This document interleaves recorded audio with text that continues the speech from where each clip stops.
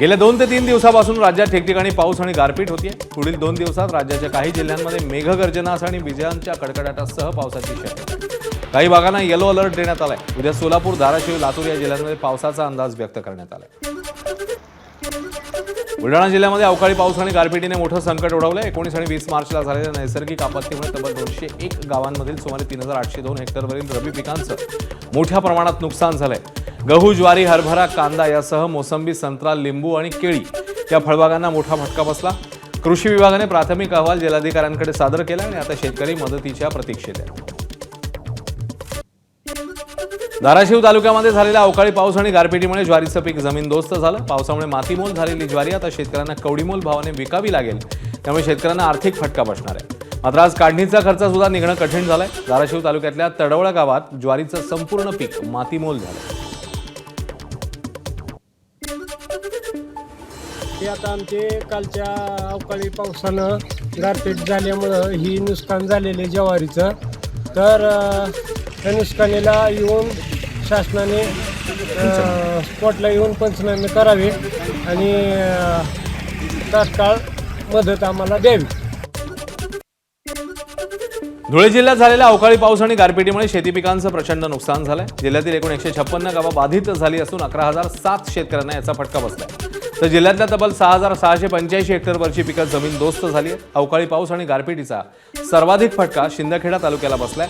या अवकाळी पावसामुळे मका, कांदा आणि फळबागांचं नुकसान झालंय अशी प्राथमिक माहिती कृषी विभागाकडून देण्यात आली आहे। या नुकसानीचे पंचनामे तात्काळ करून त्याचा अहवाल शासनाकडे सादर करावा असे आदेश पालकमंत्री जयकुमार रावल यांनी दिलेले आहेत।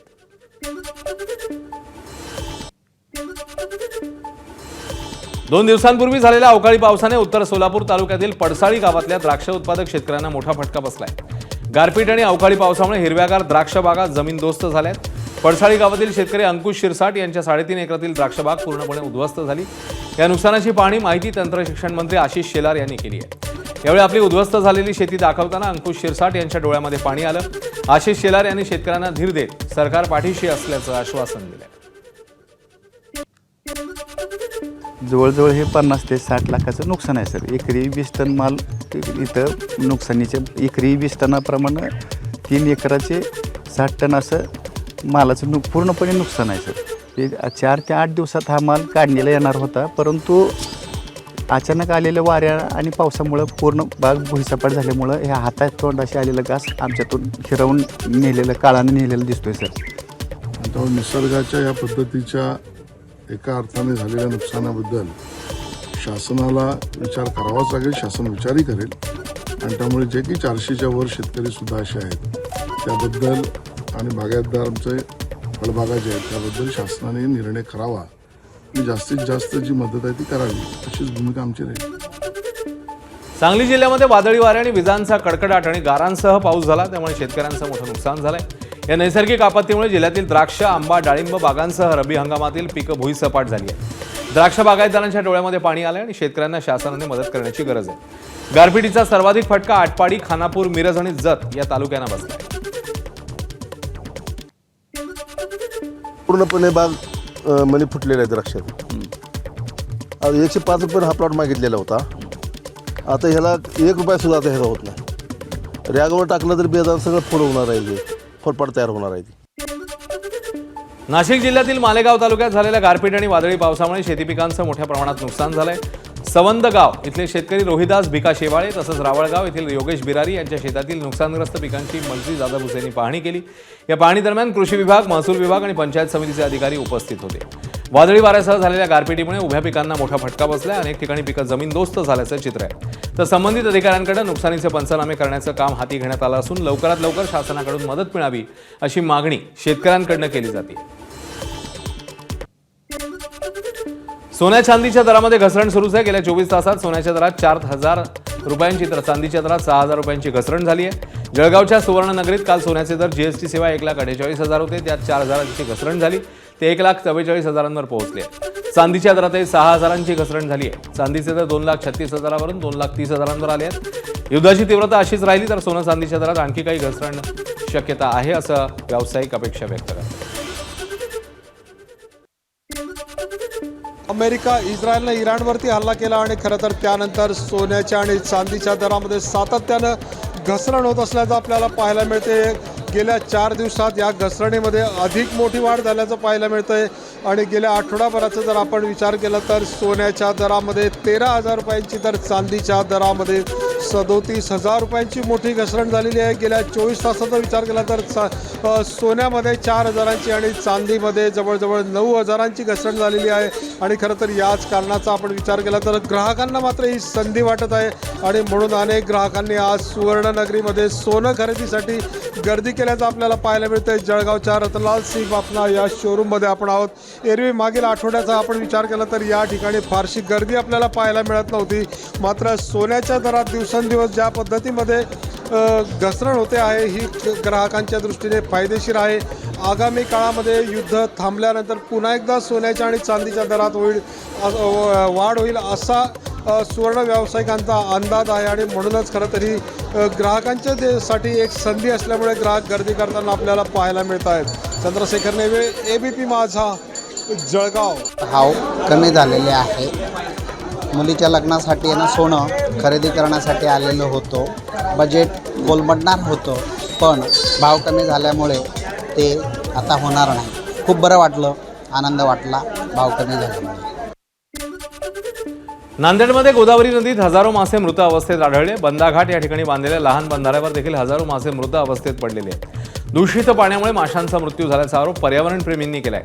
गोदावरी नदी प्रदूषणमुक्त झाल्याचा दावा पालिकेकडनं केला जातो. मात्र नदीत मिसळणारं ड्रेनेजयुक्त पाणी थांबवण्यात पालिकेला यश आलेलं नाहीये असा आरोप शिंदेंच्या शिवसेनेचे शहरप्रमुख तुलसेज यादव यांनी केलेला आहे. पालिका प्रशासनाने तातडीने उपाययोजना कराव्यात. नदी प्रदूषणाला जबाबदार असणाऱ्यांवर कारवाई व्हावी अशी मागणी तुलजेश यादव यांनी केली आहे.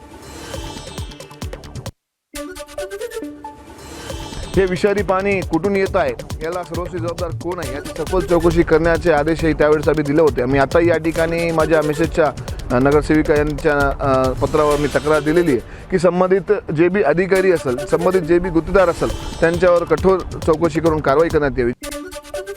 सांगलीमध्ये मिरज येथील बाजारपेठेत चिकनच्या दराने आजवरचे सगळे विक्रम मोडीत काढले आहेत. प्रति किलोचा दर 300 रुपयांवर गेलाय. त्यामुळे सर्वसामान्यांच्या खिशाला कात्री लागली आहे. वाढत्या उन्हामुळे पक्षी मृत्युमुखी पडण्याचं प्रमाण वाढलंय. त्यामुळे उत्पादनात मोठी घट झाली आहे आणि त्यामुळे दरवाढ झाल्याचं समोर आलंय. सध्या उन्हाची तीव्रता प्रचंड आहे ज्याचा थेट परिणाम कुक्कुटपालनावर होतोय. बॉयलर ट्रेडर्स असोसिएशनचे जिल्हाध्यक्ष सरताज भोकरे यांनी दिलेल्या माहितीनुसार केळकोर चिकन सेंटरवर सध्या 280 ते 300 रुपये किलो असा दर सुरू आहे. आज मार्केटमध्ये ऊन जास्त पडतंय त्यामुळं मालाचंही शॉर्टेज आहे आणि जे लहान पिल्लं जे आहेत म्हणजे चिक्स, एका दिवसाच्या चिक्सची किंमत सध्या 60 रुपये आहे. जे चिक्स आणि ब्रॉयलर पक्षी ते 45 ते 42 ते 25 दिवसामध्ये 3 किलो व्हायला पाहिजे, तो आज पक्षी 60 दिवस घेतोय. आता लोकांचं गैर काय समजत होतंय की आता रमजान महिना आहे आणि ईद आहे, ईद असल्यामुळे दुकानदारांनी मुद्दाम दर वाढवलेला आहे. अशी काय परिस्थिती नाही आहे. तर ह्या पोल्ट्री फार्मला सुद्धा प्रशासनाने काहीतरी मदत प्रशासन थोडी व्हावी. गोंदिया जिल्ह्याच्या आमगावातील किडंगी पार गावात 3 देशी दारूंची दुकानं असून या देशी दारूच्या दुकानांवर बंदीची मागणी होती. किडंगी पारमधील गावकऱ्यांनी आमगावमधील तहसील कार्यालयावर 24 तासापासून ठिय्या मांडला. 20 मार्चला दुपारपासून सुरू झालेलं हे आंदोलन दुसऱ्या दिवशी देखील सुरूच आहे. काल संध्याकाळी आंदोलनकर्ते आणि पोलीस प्रशासन यांच्यामध्ये तणाव निर्माण झालेला. आज दुसऱ्या दिवशी देखील आंदोलन सुरू आहे. या मागण्या पूर्ण झाल्या नाही तर येत्या 10 एप्रिलला रास्ता रोको आणि रेल्वे रोको करण्याचा इशारा स्थानिकांनी दिला.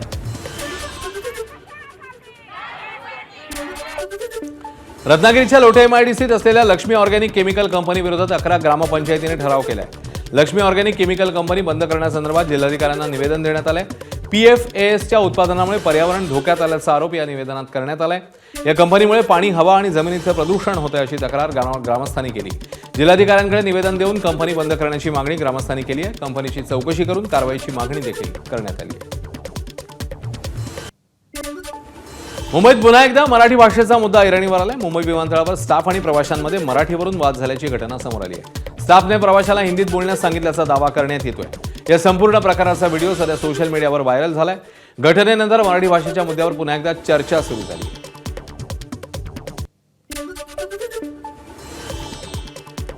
मुंबईच्या कांदिवली येथील पोईसर मदिना मशिदीत 2 गटांमध्ये वाद झाला. नमाज अदा करण्यावरून 2 गटांमध्ये मारहाण झाली आहे. मारहाणीची ही घटना संपूर्ण सीसीटीव्हीत कैद झाली आहे. या घटनेनंतर स्थानिकांकडून निष्पक्ष चौकशीची मागणी करण्यात आली. कांदिवली पोलिसांनी दोन्ही घटनांना नोटीस देऊन शांततेचं आवाहन केलं. पुण्यामध्ये शिरूरमध्ये दहिवडी गावात 17 मार्चला 12 वर्षांच्या मुलाची हत्या झाली होती. ही हत्या अक्षय मांजरे या 12 वर्षाच्या तरुणाने समलैंगिक संबंधांना विरोध केल्याचं पोलीस तपासात उघड झालंय. मात्र या हत्येचा तपास करताना आरोपी अक्षय मांजरेने गेल्या वर्षी 21 जूनला अशाच प्रकारे समलैंगिक संबंधांना विरोध केल्याने 11 वर्षांच्या मुलाची हत्या केली होती अशी धक्कादायक माहिती समोर येते.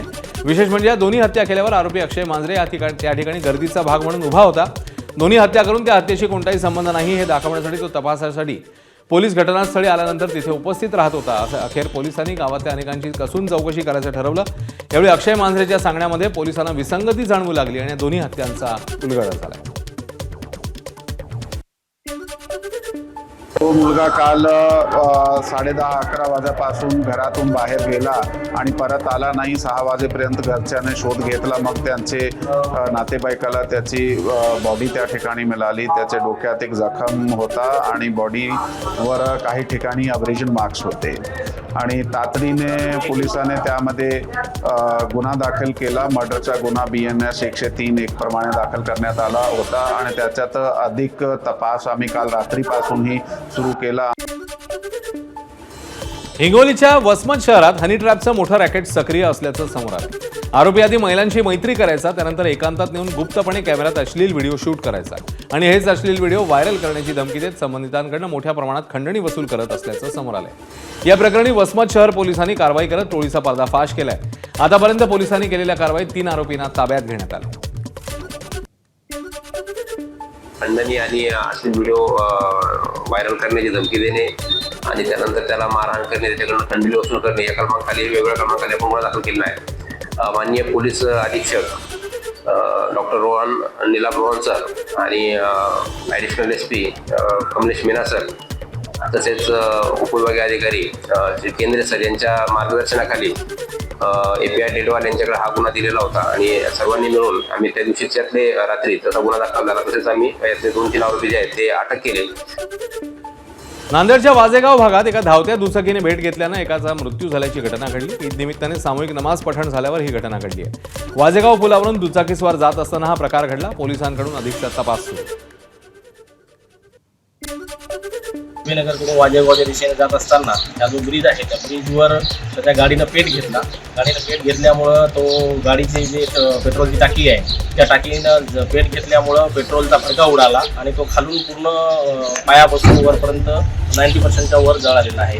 तर त्या गाडीच्या पेट्रोल टाकीनं पेट घेऊन जे स्फोट झाला त्याचा, तर त्याच्यामध्ये झाडाचा हिरवा पाला वगैरे पण जळालेला आहे आणि तो जाळ मोठा असल्यामुळं तो पूर्णपणे भाजलेला आहे. तर त्याला विष्णुपूर दवाखान्यामध्ये ॲडमिट केलेला आहे आणि या प्रकरणामध्ये जी प्राथमिक माहिती मिळाली या प्राथमिक माहितीवरून आणि ज्यांनी बघितली घटना त्यांच्या सांगण्यावरून पुढील तपास सुरू आहे. सिंधुदुर्ग जिल्ह्यातल्या दोडामार्ग तालुक्यात पुन्हा एकदा ओंकार हत्तीची एंट्री झाली आहे. तिलारी खोऱ्यातनं बाहेर पडत तो सासोली गावात दाखल झाल्यामुळे परिसरात भीतीचं वातावरण निर्माण झालंय.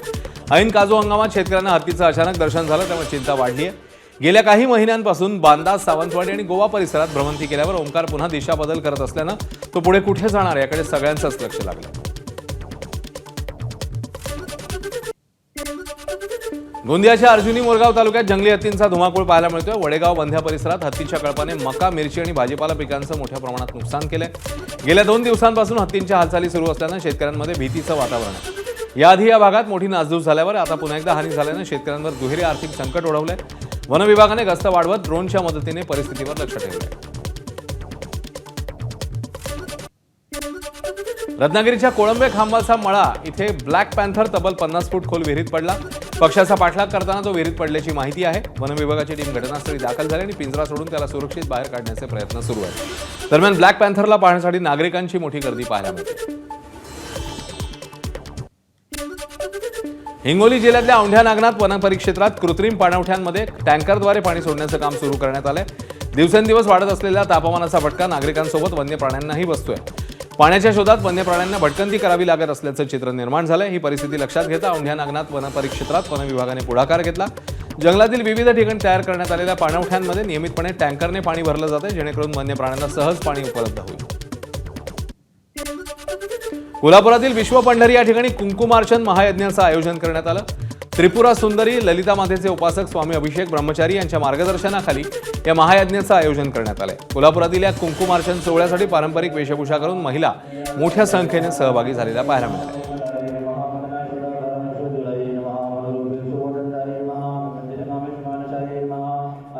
माता राज राजेश्वरी त्रिपुर सुंदरी का ललिता सहस्र नाम से कुमकुम के माध्यम से अर्चन करने का प्रयास किया जा रहा है।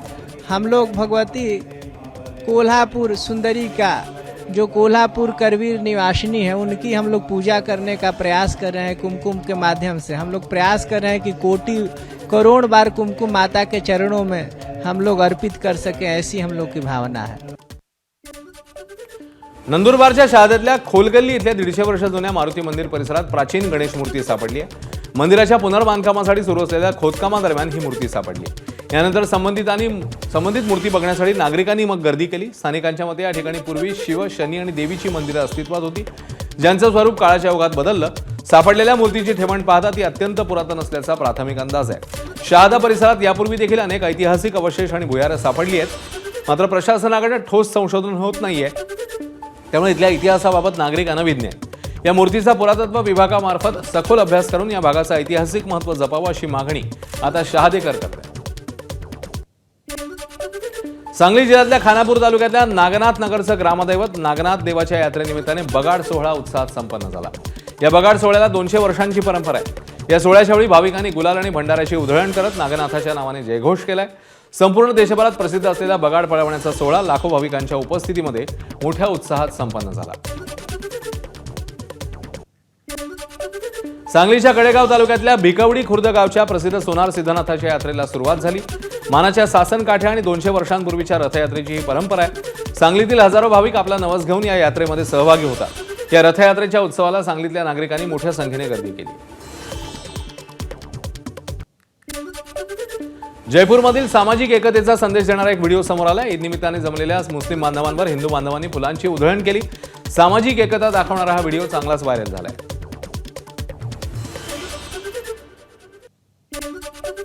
रमजान ईदच्या निमित्ताने बीड जिल्ह्यातल्या आष्टी मतदारसंघात राजकीय कट्टर विरोधक असलेले आजी माजी आमदार एकाच मंचावर पाहायला मिळाले।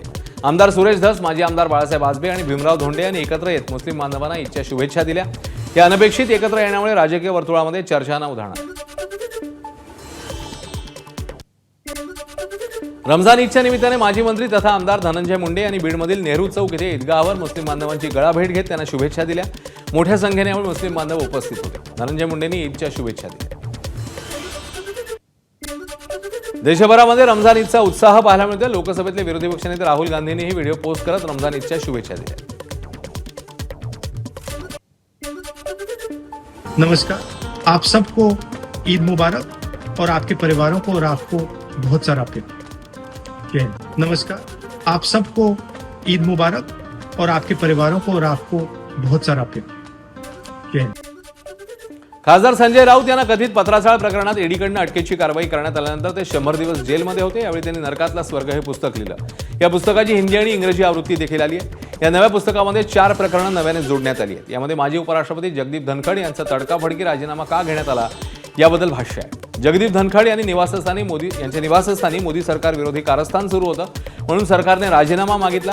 धनखड यांनी विरोध केल्यावर ईडीने तयार केलेली फाईल त्यांच्यासमोर ठेवली, असा गौप्यस्फोट या पुस्तकातनं करण्यात आलाय। राष्ट्रवादी खासदार सुप्रिया सुळेंच्या कन्या रेवती सुळे यांच्या विवाहाची तारीख ठरली आहे। रेवती सुळे यांचा विवाह सोहळा 20 जूनला होणार आहे। रेवतीचा विवाह नागपूरच्या सारंग लखानीसोबत मुंबईत होणार आहे। यासाठी मुंबई, नागपूर आणि दिल्लीत रिसेप्शन आयोजित करण्यात येणार आहे। विश्वसनीय सूत्रांनी एबीपी माझाला या विवाहासंदर्भातली माहिती दिली आहे।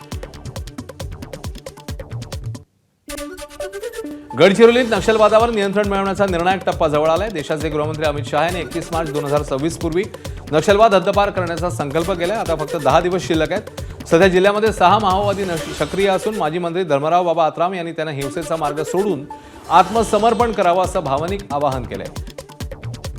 तसंच 2 दशकाहून अधिक काळ माओवादी चळवळीत असलेली संगीता उर्फ ललिता यांनीही मुख्य प्रवाहात येण्याचा मार्ग स्वीकारण्याचे संदेश दिले आहेत। आता शिल्लक माओवादी आत्मसमर्पण करतात की हिंसेचा मार्ग सुरू ठेवतात याकडे सगळ्यांचंच लक्ष आहे। गडचिरोली जिल्ह्यामध्ये जे नक्षलवादी निर्माण झालेले आहेत त्या सर्वांना मी आवाहन करतो की त्यांनी आता एक 2-4 दिवसामध्ये त्याने आत्मसमर्पण करावं आणि वेगवेगळ्या राज्यामध्ये आणि महाराष्ट्रामध्ये जे नक्षलवाद्यांकरता जे स्कीम आहे त्याचा फायदा घ्यावा. आज आमचे पूर्ण गडचिरोली जिल्ह्यामध्ये नक्षल मुवमेंट एक पण दिसून येत नाही, परंतु गडचिरोली जिल्ह्याच्या रेकॉर्डवर 6 माओवादी आता पण शिल्लक आहे. त्यापैकी फक्त एकच गिरानगोडा गावचे राहणारे पुरुष माओवादी गडचिरोली जिल्ह्याचे रहिवासी आहे. मला विश्वास आहे की 31 मार्च 2026चे जे डेडलाईन आहे त्यांचे पूर्वी ते आत्मसमर्पण करतील. एबीपी माझा, उघडा डोळे बघा नीट.